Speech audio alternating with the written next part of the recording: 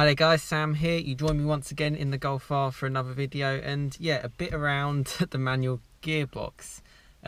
So yeah, I'll get straight into it really.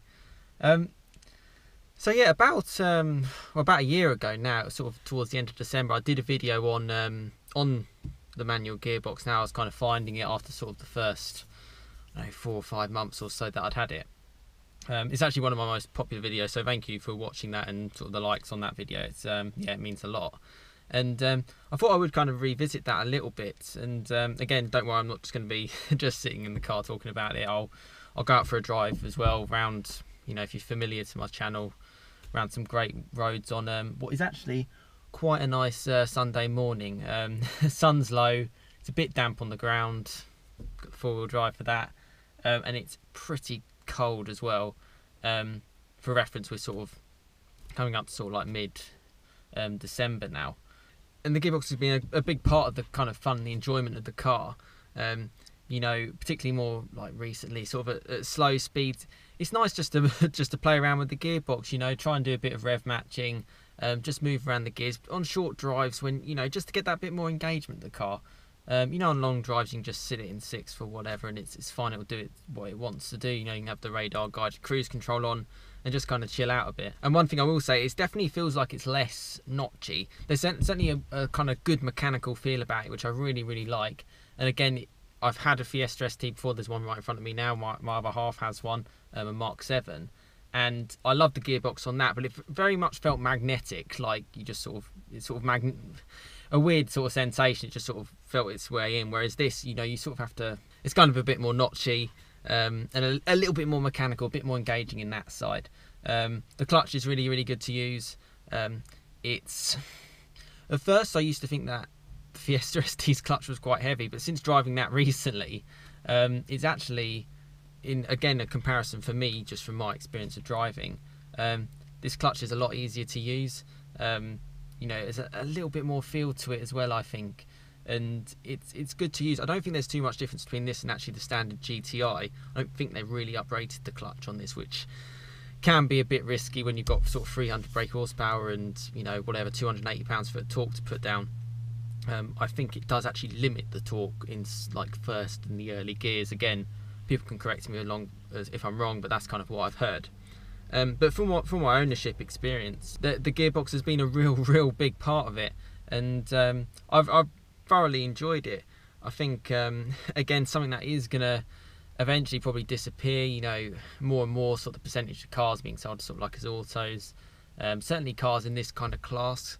I think smaller hatchbacks less so, although some are trying to get into that kind of market. If you look at, like, you can get like a Polo GTI, it's auto only.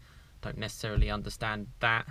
You know, when they brought out my Mark 7 Fiesta, the big controversial thing was the Renault Clio Sport, the RS. That was an auto only as well, and they lost sales because of it, and it sort of defeated the object of that car. This is a slightly bigger hatch, and I can completely understand the DSG gearbox, understand my subscribers having it, and I'm sure it's an absolutely fantastic gearbox. But, you know, certainly today, I don't look back at any regrets, and if I was to get my next car, I'd still be 100% looking at a manual. For me, in my head, it's always just been that simple, easy to use kind of thing. You're not sort of pressing any buttons, you know, you just get in the car, put it in first and go. You know, when you're sort of launching it, you just, you know, you're doing it yourself. You're controlling the biting point, you're having that engagement, and I like that control. You know, modern day cars can just drive themselves, let's be honest, and I want to know that I'm driving the car, and I've again, it's every single person's circumstances, but I've done quite a lot of miles in this car, and you know, I've never got worn down by the gearbox. It's been a brilliant gearbox to use. Again, I don't want to repeat myself too much, particularly from the last year's video as well, but if you don't know, I'm quite a big Porsche fan. I've driven like the Cayman GT4 round track, Porsche Silverstone Experience Centre a few times, and that gearbox is probably the best of the best, really. It's fantastic. And even though it's a high gearing gearbox, so you're sort of second in sort of 80 miles an hour, it's a big part of the car, and it's a big part of the selling point of the car. I can 100% see why people go for DSG, but for me, it's not a time for me to go away from a manual gearbox. I don't kind of want to leave it anytime soon, and this has sort of definitely not put me off. And I really do think they're underrated in Golf Rs, and I struggle to see why, really.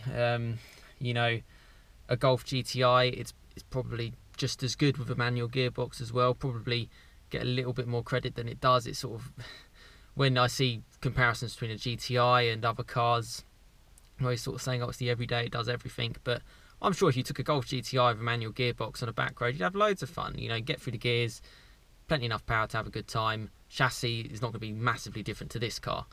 And it's the same thing for this. You know, I'll go through the gears, and it's brilliant fun. Before I go out and go on a drive, rather again than me sort of just sitting here, those are kind of the main points. And the thing that's really good about it as well is fuel economy is not too bad either. I don't think there's too much difference realistically. I think on the cycle it says the DSG is about a little bit better in economy. For me, I've had no problems with this. You know, you've seen my economy figures, they're not too bad at all.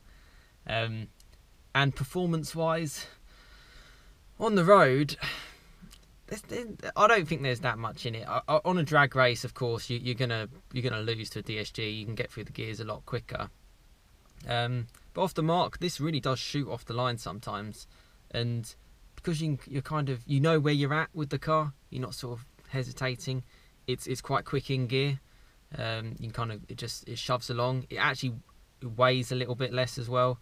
Gone on about weight sometimes, and you know, it does no harm to the car's dynamics. Every kind of bit helps. I suppose one thing about the gearbox as well, there's no actual settings to it. Although the car has, like, you know, if you have dynamic chassis control, which I don't, you can go through comfort, you can go through eco, you can go through normal, race, individual, and it will change sort of like the sensitivity of the throttle. It will change a little bit. I think actually in eco it does restrict some of the power a little bit, I believe. And also it sort of does eco things like restricting the air conditioning and stuff like that. But it never actually changes the gearbox. The gearbox works as it works. The clutch works as it works. And I've always liked that. I am a person sometimes, maybe I didn't used to be in the past, I used to kind of cherish the car. You know, you just get in and go. You've got places to be.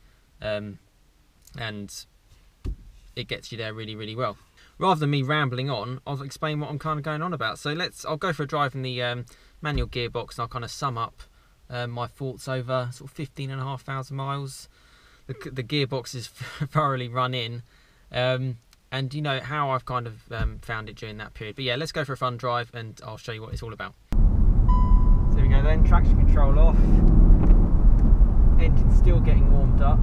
We've got cyclists on the road and it's quite greasy. But yeah, manual gearbox. Dividing topic. I think probably on the stuff on my channel, it's probably one of the more talked about topics, really. And I absolutely love it. And again, I'm the kind of person, I don't have any problems with any kind of gearbox, but it is a big part of the car. You know, sure, the chassis is really good and the powertrain's really good, but you know, it depends what you're after, really. You know, I do think this does build up the engagement a lot more. You still get all the benefits of the four-wheel drive and the 300 brake horsepower, really, which, I mean, it shoots along.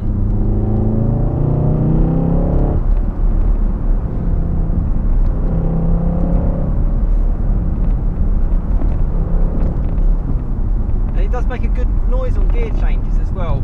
People talk about the DSG farts and the pops. This still has it. Okay, it's not necessarily as loud or as ferocious, but you do hear it. You hear it at low speeds as well as fast speeds. Absolutely gorgeous Sunday morning, I have to say. I took a few pictures of the car. I know it's absolutely filthy. I haven't really tried cleaning it. This third gear pull.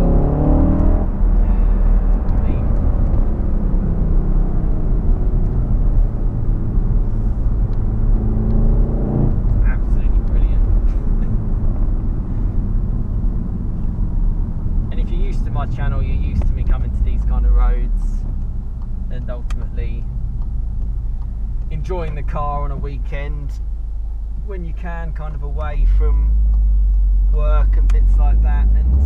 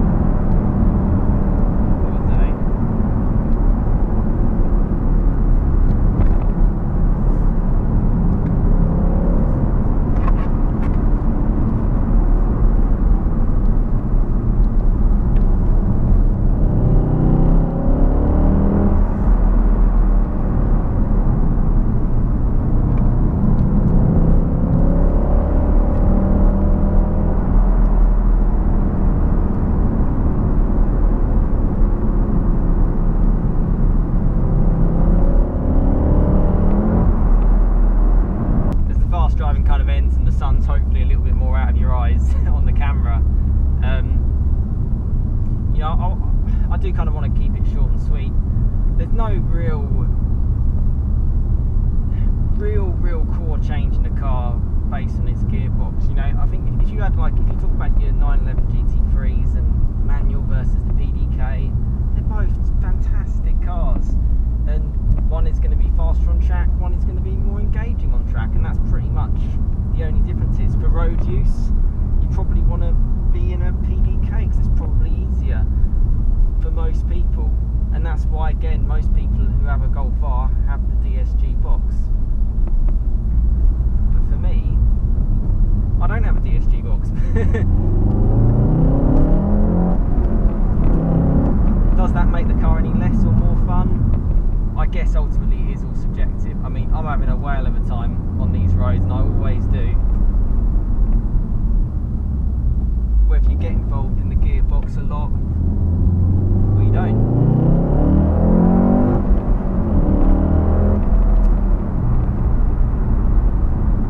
The powertrain, the four-wheel drive, the traction, the feel of the car.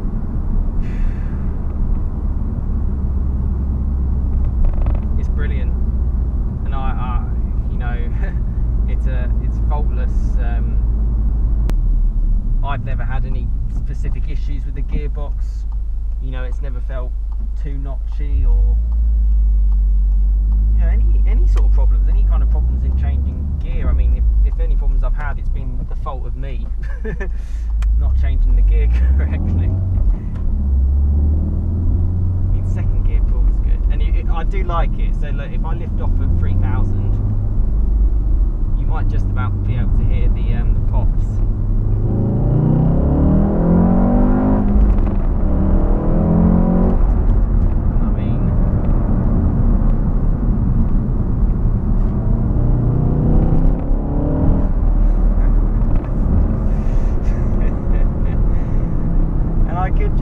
Round and round here, but I won't.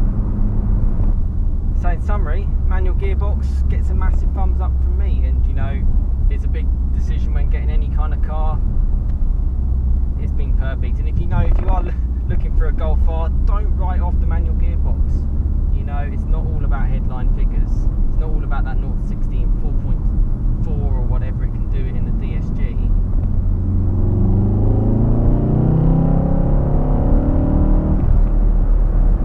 So much traction. So good, it's so good. I know this is going to be a little bit of a longer video, and to be honest, I'm just enjoying my Sunday morning in what is a terrific car. You know, 5 days a week you can kind of slog it around. You know, I spent last week going to the airport, and it's just like, it'll do that daily stuff so well, as I've talked about, and it really does do it. It is that kind of one car garage. People, you know, you can kind of say, oh, I'll have a second car, I'll have this, I'll have that. You know, you only really need the one car.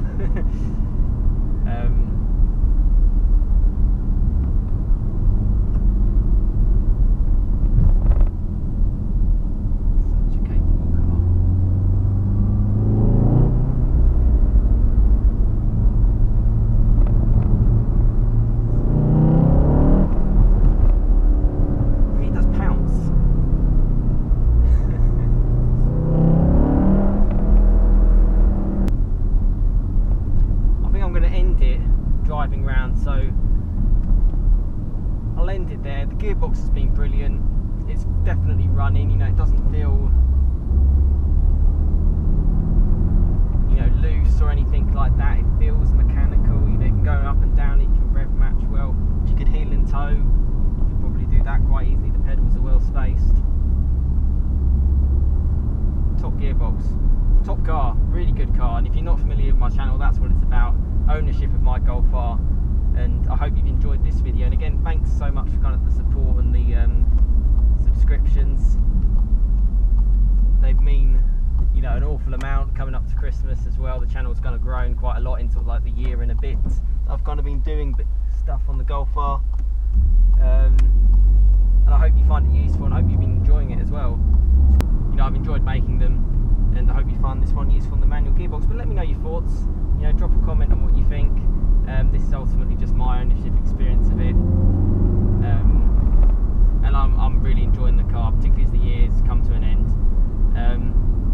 Yeah, thanks very much for watching. I'll end this on a bit of a drive. I think I'm probably going to encounter a horse soon, so, and there is a car in front anyway, so maybe maybe I will end it here.